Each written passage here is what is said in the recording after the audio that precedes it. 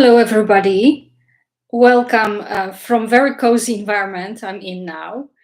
And I think this is really good also if you also find some cozy place to enjoy this session.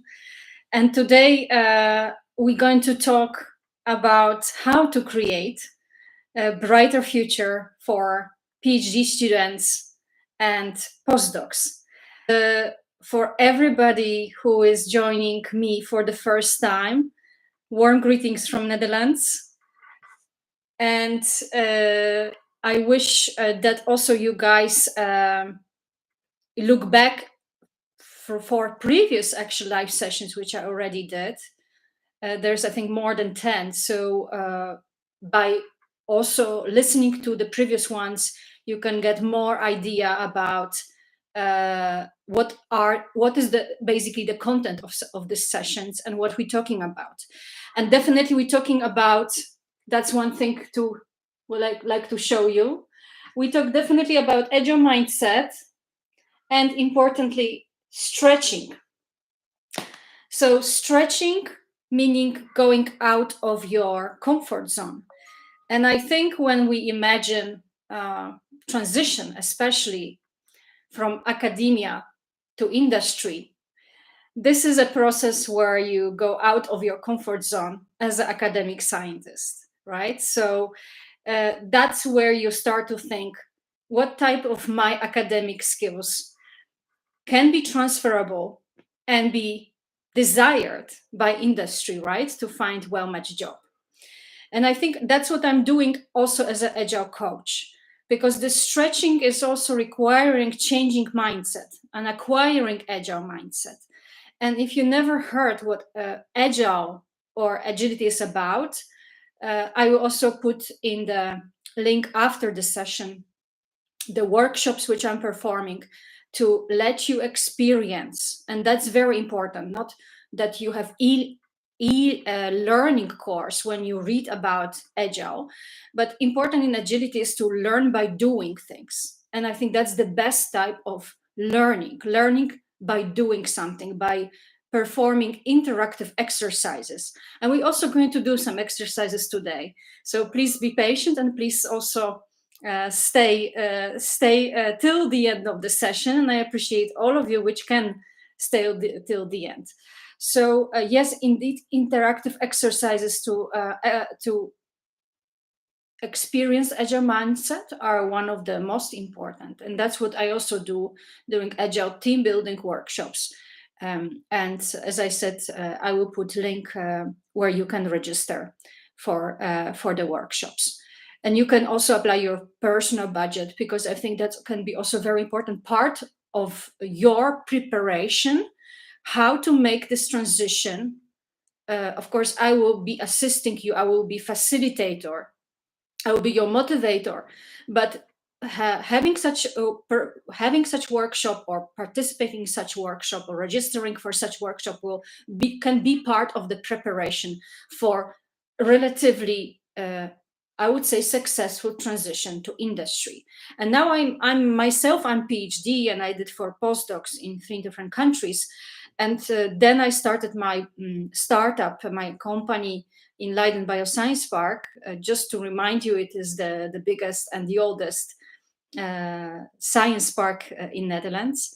And I think this was very important also for me to be in Leiden, because I experienced through 7 years already that time flies, but also that time is money compared to academic mindset. And that made this agile process, implementing agile mindset in collaborations, but also in coaching for transition of my fellows, PhDs, to empower them in this respect, but also create more opportunities also during these live sessions, this quality time to discuss, what are the current issues in creating brighter future for PhDs and postdocs, especially when we, based on my previous session, realized that only about 0.5% of all PhDs will become professors.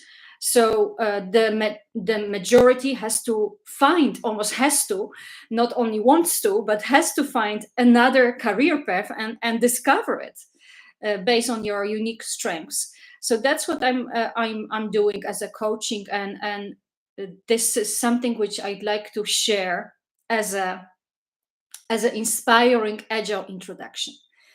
And now I'd like to switch to some sharings regarding the last online bootcamp I participated as a coach, where I had a great pleasure from a science bridge network to participate and actively participate by coaching US based scientists. And there was very important boot camp, because this was very important boot camp, and I'd like to also bring this as a message to you, because boot camps, I think, you can always imagine something outdoor, but boot camps online regarding career development, and especially practicing interview and your desired role, which you chose based on your academic background, it turned to be really good. And I put a post on LinkedIn with the picture, but during this session, I thought it would be nice to give you some impressions, because that was my first online bootcamp. So the bootcamp was 1 hour, and we had breaking rooms when I, as a coach, could coach 3-4 people, and that was alternating. But what I liked about the message about the bootcamp is that the bootcamp really was, and the first question, of course, which is expected during interview is, please tell me about yourself. And the second question, and I like the bootcamp because there was also given some information about, how you give a structured answer. And I've seen that from the past, that very often people at the interviews are very stressed, and interview is important hiring stage, right? If you perform well your interview, if you're not too stressed, if you don't have blackout, if you know what to say, and this is focused answered and structured answered, I think a majority of hiring managers will be very satisfied. But what is important is to give the hiring managers not just a bootcamp, that some of the coaches which I have, they were creating very long answers to the question. And you have to realize that interview also has a limited time, and hiring manager will be very satisfied if he can ask you as many questions as possible, including giving you also a space at the end, usually of interview, for your question, because that shows also your motivation and your interest. Important that's why you have to make your questions relatively concise and to the point. So you don't tell all story, please tell me about yourself, about where you were born, what have you done, because a manager is not looking for life story. It's looking actually for something personal. And I also perform this way, one-to-one coaching, when we start from first session, identifying your unique set of personal attributes or core skills, and this we build a 1 or 2 sentences. It's called personal power statement, but it's actually personal introduction, and this you can actually use for your interview. And that's why my coaching is very useful and very quickly can be applied. The results of exercises I do are also very quickly can be applicable for interview. And I think that's something which I wanted to bring here in. The other thing is about selecting relevant points. So really listen specifically to questions and don't just give generic answers, because that's not going to be standing out. That's not going to be unique. You have to build. This bootcamp was very good because we were practicing, or my coaches were practicing, if it would be real-time interview. And then the stress element, more you practice, not such high, so you don't have these blackouts and you don't feel nervous and you don't actually know what to say. So more you prepared for that, more, and that's why I encourage you to join also my coaching sessions. We also were going to perform that. First, we identify strengths, then we build CV, we write cover letters, we're standing out for particular role, then we pitch for the job. So it's also acquiring networking skills. And then also element which I added to my coaching is also practice interviews or being interviewed. And I know how does it feel, because I've been through many interviews, and I'm very modest, but I'd like to give you as a strong case that I think I'm quite good in interviews. Is once I was applying for postdoc and there were 100 candidates, and I was chosen as the candidate, one of 100, and that gave me very strong proof, because we scientists always want to have some proof. If this is this what we're doing is correct, if the way we answer questions is of this type of statistics, if you're chosen, if you go to next interview round, and also asking for feedback, because that's what unfortunately in the bootcamp we could not, because of time limits, discuss too long, or actually not too much. And the other thing is that less is we're presenting it, because you always think that I love talking. I can talk. Sometimes my colleagues were laughing that, Aneta, you can go just to and I can just do marathons. And it's true. I really love talking. I love initiating contacts. I love learning from other people. I love asking questions. And I had it since I was 3 years old. So you can imagine how much I built up upon it. And that's important in entrepreneurial career, but also in coaching, in searching for new ways of doing the same things, but different. In different way, taking different approach. So of course it's very important for my agile mindset, especially asking questions and performing also interviews. But also in terms of less is more, giving concise answers, especially now I'm practicing this even more, because I have business meetings, or actually business short introductions, 15, 20 minutes. So that's also my discipline. It's not that as a coach I know it all. I think being a good coach is that you also coachable, that you also work on yourself as a coach, and especially coach which, like me, loves talking and sharing.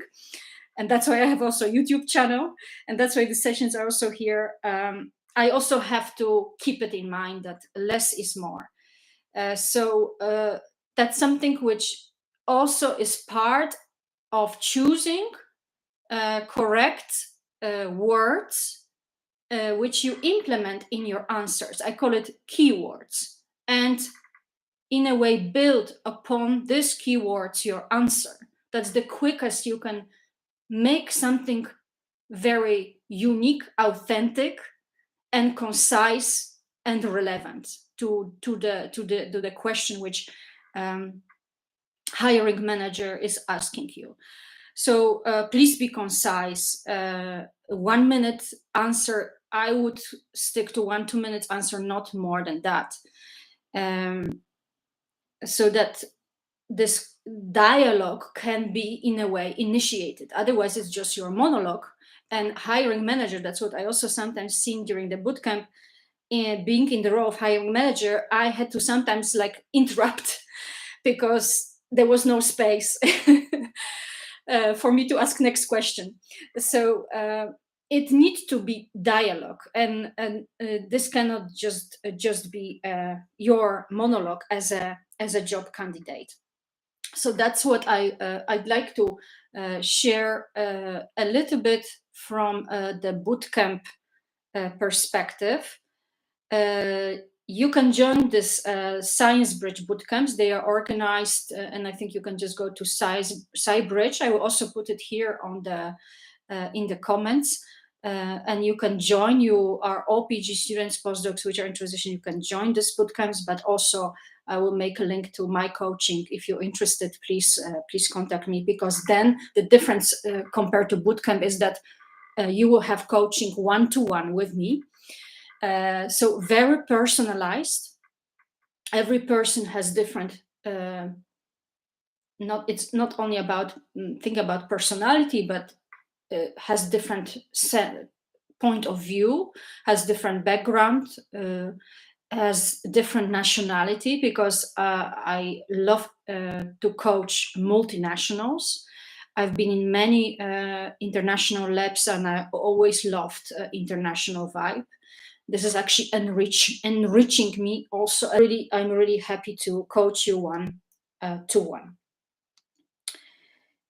The other thing I wanted to talk about is some opportunities, because I always try to, since we discuss at this live sessions, not only related to transition from academia to industry, but also related to agile mindset, but also career opportunities, and especially the one which is happening globally. So we don't take only Netherlands, where I'm based in as a country, or Europe, but also overseas countries, US, Canada. But before I will go to this opportunities, or maybe I should now go to these opportunities.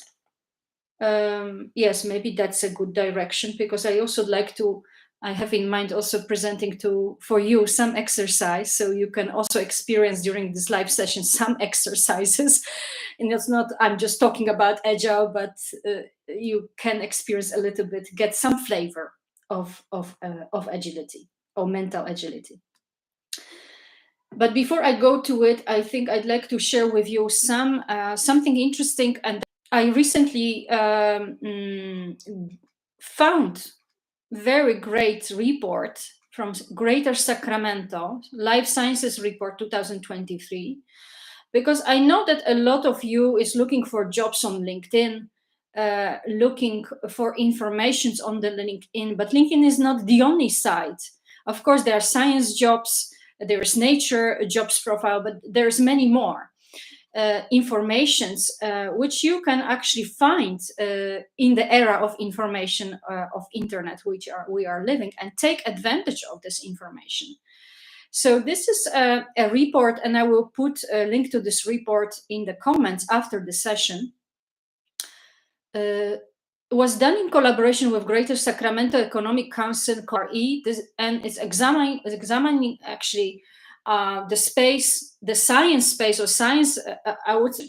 And I'd like to give you some highlights about this, because I was looking at this report, truly inspired how much things is changing in California, at including University of California, or campus, but also the business ecosystem built around it, or innovation ecosystem built around it. And I was really extremely surprised, because there are such unbelievable changes happening in this region. It's there is information given that Great Sacramento is seeing accelerated momentum, including in its life science in industry. And in 2023, business facilities rank Sacramento number 2 in the country. So in US for life science growth, which is like a wow. Of course, Greater Sacramento for all Europeans, which maybe think about, but to companies in California. So going to US, or on the other round, or the ones which already are in US, but not in California state. I think it's very important that Great Sacramento is shown to be the world's 5th largest economy, and it's the capital region of California. It has 2.6 million people. and includes 6 counties. What's important, it's located at the heart of California's Central Valley and shares an economy of the San Francisco Bay Area. And it's definitely a great destination for everybody from academia to industry. And it has also scaling up, I would even say, start in biotech industry, and wants to attract more and more talent, and also thinking from perspective and quality of life, which I also particularly like. For people which are based in US, I think it is a great place because it's 90 minutes drive to San Francisco, 6-hour drive to LA, and 8 hours drive to San Diego. If somebody would like to know a little bit distances here in terms of commuting.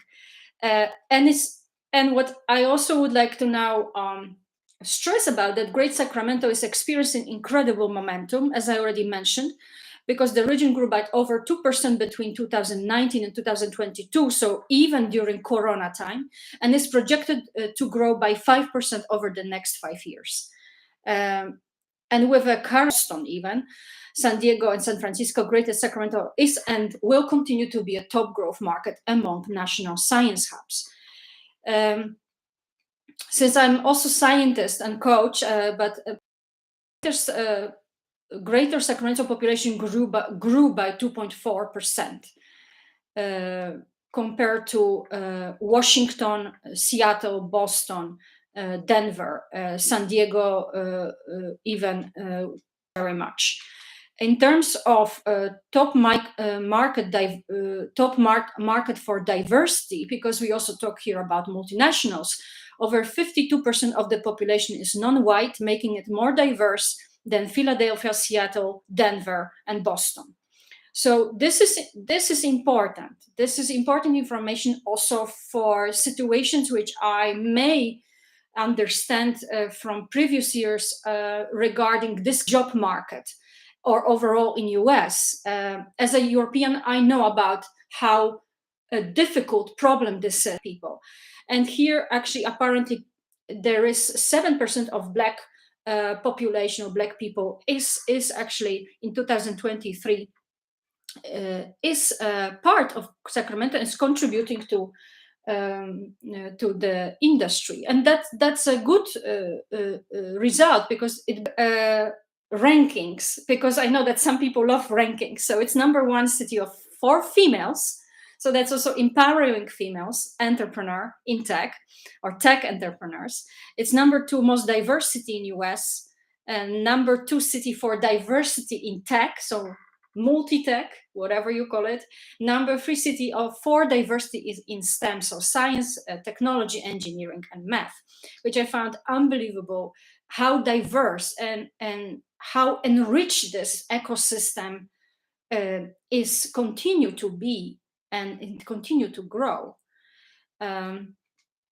In terms of talent, I told you that we cannot build any ecosystems without talented people, and especially PhDs are the most in Europe, and that's why what I'm also doing in Leiden Bioscience Park, which is the biggest bioscience park in the Netherlands, but also to empower PhDs and PhD students, but also what is happening in Great Sacramento.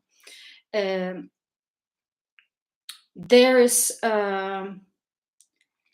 very important message that I wish that there would be some percentage which I could present to you. What is the percentage representing PhDs? But I'd like to also say something about University of one of my favorite universities, University of California. Davis is a globally recognized research institution with more than 40,000 students, 2,500 faculty, and 4 academic colleges. And it's important part already of Innovation Hub. It's not just academic institution. And it's number 1 in the nation for agriculture, forestry, number 1 in nation for medicine, but also when we talk about sustainability, because more and more trends which are implicated by politicians, by government, is how to make innovation sustainable. And I've been in political party, and this question is always coming back. How, whatever, Aneta, you do in biotech, how you make it sustainable?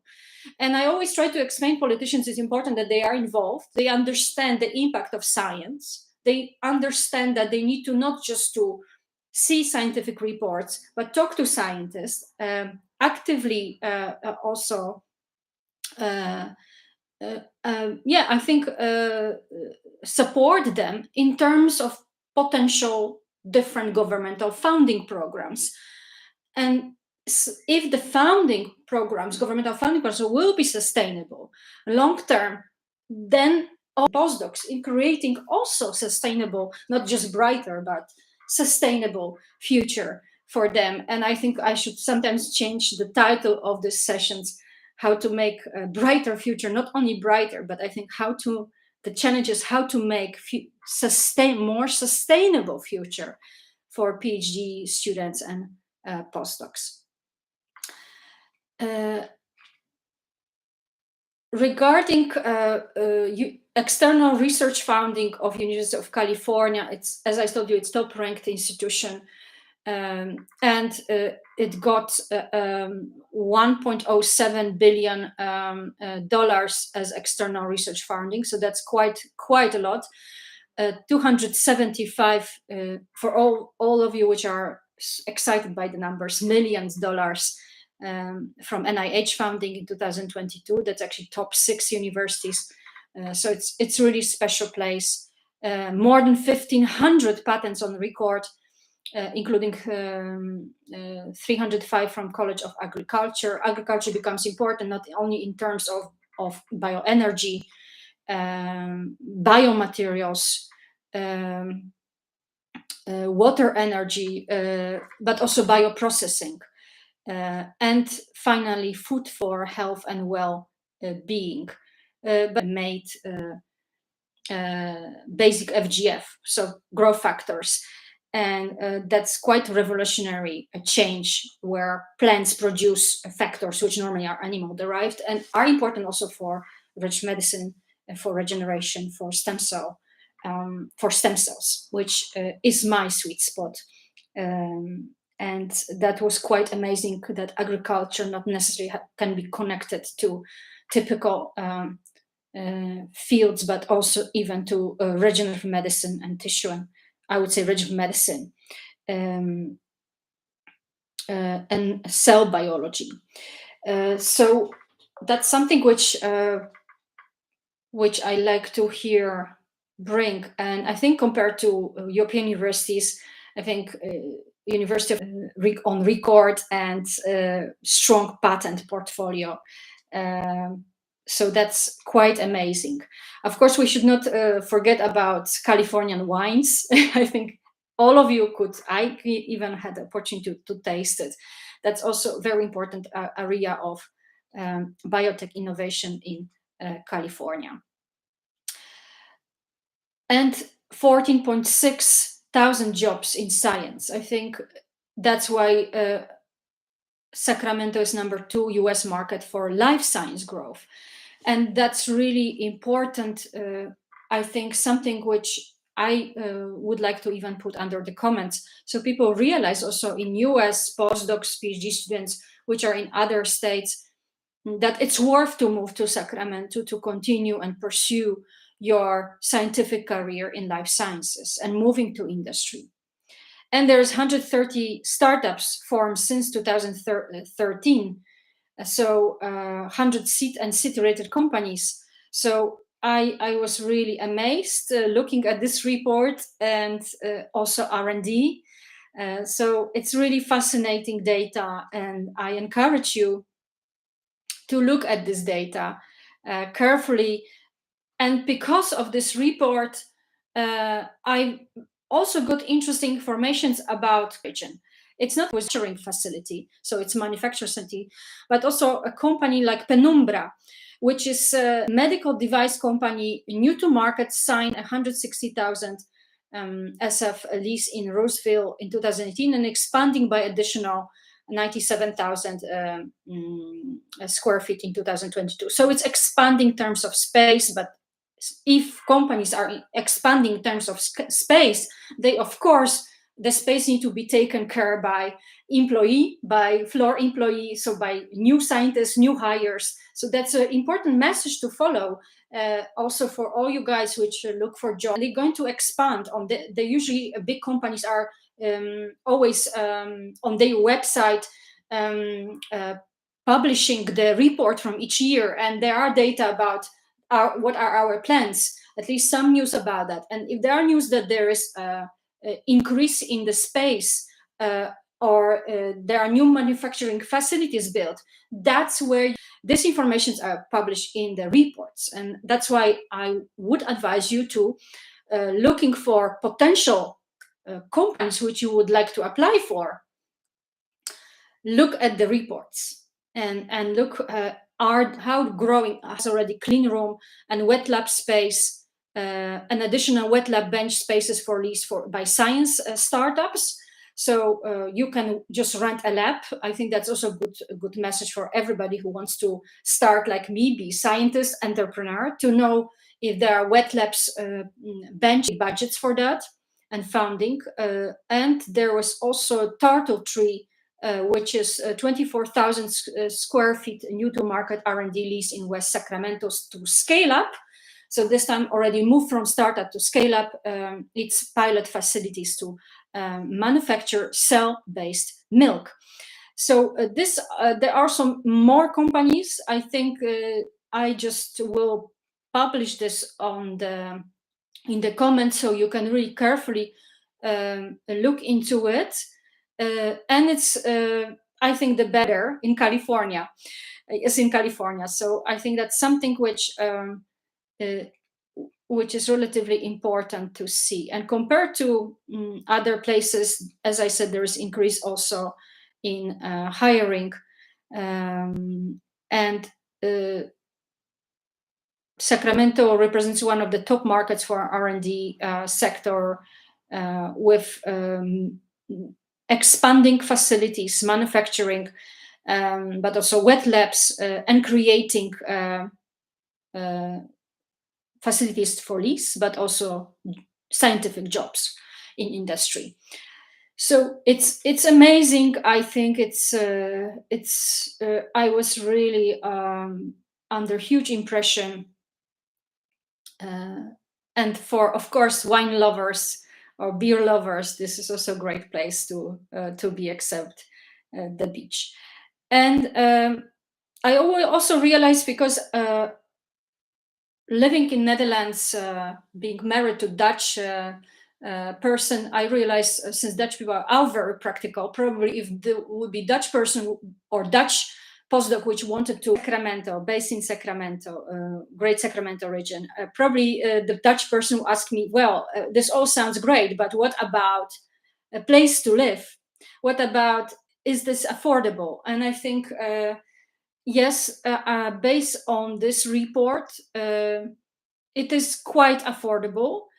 It's higher than in, I would say, apartment, which, for example, I'm renting, 3-bedroom apartment with a big garden, but you pay less than in Denver, Seattle, Washington, San Diego, San Francisco, and Boston apartment, but you have less, twice level, if you want to move from Europe to US. And cost of living, I think it's also the lowest compared to Denver, Washington, Boston, San Diego, Seattle, and San Francisco. In San Francisco is the highest. And in Greater Sacramento is the lowest. And besides, of course, you have many bikes, lakes, nature, miles of bike trails, more than 180. So I think it's not just innovation as great innovative ecosystem, but it is rapidly evolving. And what I also like related to public-private partnership, there is a seed central is a public-private partnership energizing the seed and agri-food tech cluster surrounding UC Davis, so around campus. and this supports this public-private collaboration. So industrial communication research between UC Davis and the CETA and the tech. And I think this I don't think needs to be really more than that added to it. I was also interested a little bit what's happening with different, hubs there, but also developments related to located in the Bridge district was created campus. There's also Thermogenesis, which has developed 35,000 square feet of shared office and lab space for emerging life science startups. So that's something which I'm interested, because I may also move to US for a short time and alternate and maybe develop my startup in terms of scale up in California.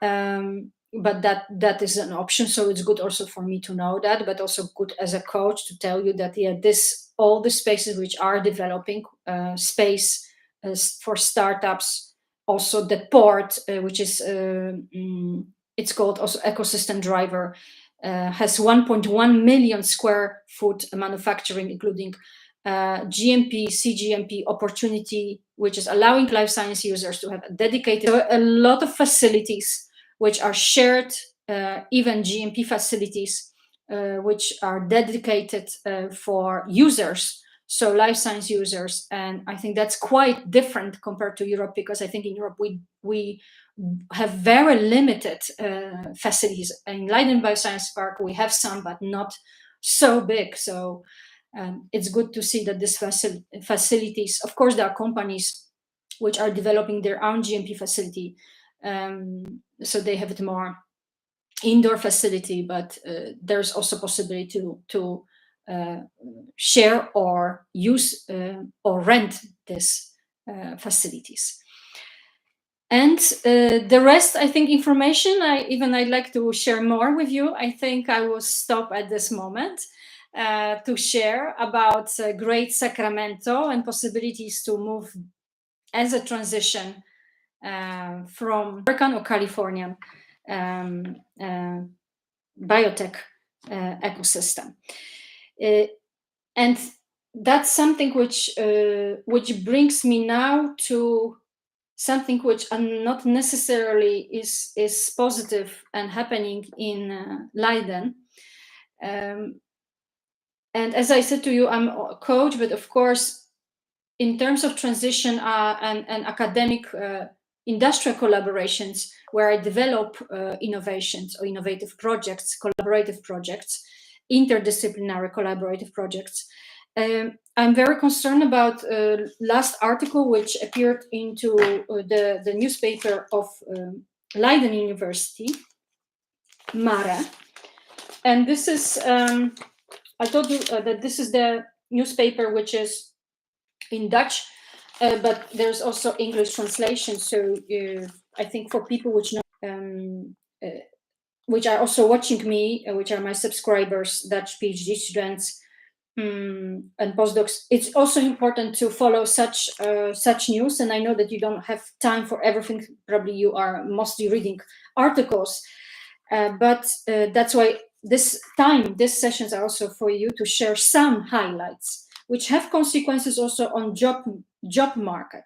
Consequences are about that Leiden University will terminate, and this newspaper is from 1st February 2000, collaborations with fossil industry partners that are stably committed to achieving the goals of the Paris Climate Agreement, unless the project has the explicit aim for contributing positively to these goals. And the University Council intends to further strengthen this policy. But however, this is inconsistent and odd. And I think this information doesn't really help industry to create more opportunities for development, especially in terms of innovation with universities, with particularly Leiden University. And myself, I found looking at the process, how we can from different type of resources which we have, especially fossil resources, to let's say more eco-friendly resources, which don't bring such impact on climate change, I think this is too rapid change. That's my opinion, made in terminating collaborations. Because I can also speak from side of industry. For industry to make any type of transition, and that's also energy transition, resources transition, but also energy transition. This cannot happen in industry just from day one to day, even within few years. This is a challenge. This needs to be a process which at least it's going to be given a decade. And of course we have Brussels, parliament, of course, parliament in Brussels, where the commissioners, EU commissioners, think so simplistic because they are not involved. They are not part of industry. They are not part of university. We all have, as a small country, for such change, to switch from benzene or petrol cars to electric cars, not even thinking about fossil industry. So I would here very much protect industry, because this changes will occur, but they cannot occur so fast. And industry needs to also build sustainable reputation, transparent reputation. So industry cannot make promises, but it has to be given a time, and university council needs to take it into account. And they say they say that it's still inconsistent and odd. So I think this is something which 30 and the dynamics of changes which are realistic. Let's just be realistic. And because of this, collaborations are cutted, and in that case also perspectives for PhD students, for postdocs, which otherwise would work on these collaborative projects between academia and industry, are also significantly reduced. So let's be idealist, but let's be realist. And I think I really of a board of directors of universities to really rethink what's really realistic here. And if we're going to cut and terminate collaborations with industry, what will be the future of industry? What will be the future of universities, right? Because this will have huge impact. So even there was a debate. University accepted 100, also is global partner for very big Orlen collaborator, also in Poland. It took the money, but once the money were taken, project will be of course completed this year, but it will be not extended.